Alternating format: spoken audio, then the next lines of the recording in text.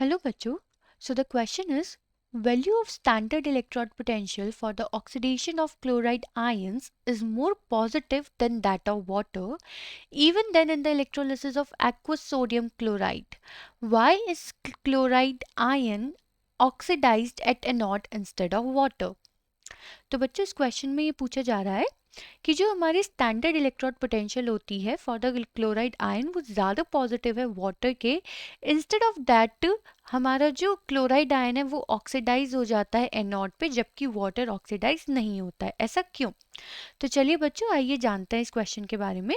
तो हमें क्वेश्चन में बोला गया है एक्वस सोडियम क्लोराइड. तो एक्वस सोडियम क्लोराइड का मतलब है कि यहाँ पे हमारा NaCl भी होगा और वाटर भी होगा. ठीक है. अब वाटर में क्या होगा, H प्लस आयन हमारा क्या होगा, वो हमारा रिड्यूस भी होगा और वाटर जो है वो ऑक्सीडाइज भी होगा. और NaCl में Na पॉजिटिव है और Cl माइनस हमारा नेगेटिव है. Cl माइनस नेगेटिव है तो ये किसकी तरफ मूव करेगा, ये मूव करेगा एनोड की तरफ. एनोड की तरफ मूव करेगा तो यानी कि इसका क्या होगा, इसका होगा ऑक्सीडेशन. तो चलिए बच्चों अब हम पहले एनोड पे चेक कर लेते हैं कि कितने टाइप मतलब कौन कौन सी स्पीशीज ऑक्सीडाइज हो रही है और रिएक्शन क्या है. तो क्योंकि हमें सिर्फ एनोड के बारे में बात करनी है तो हम यहाँ पे अच्छे से लिखेंगे एनोड. तो हमारा जो क्लोराइड आयन है एक्वस फॉर्म में एक इस एनोड पे, तो ये क्या करता है, ये ऑक्सीडाइज हो जाता है और ये कन्वर्ट हो जाता है हमारा क्लोरीन गैस में.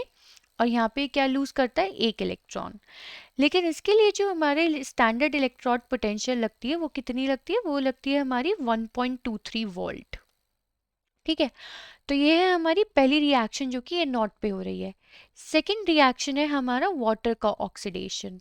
जब हमारा वाटर ऑक्सीडाइज्ड होता है नॉट पे तो ये प्रोड्यूस करता है ऑक्सीजन गैस, साथ में प्रोड्यूस करता है H प्लस आयन. और ये कितने इलेक्ट्रॉन्स को लूज करता है, यहाँ पे करता है ये 4 इलेक्ट्रॉन्स को.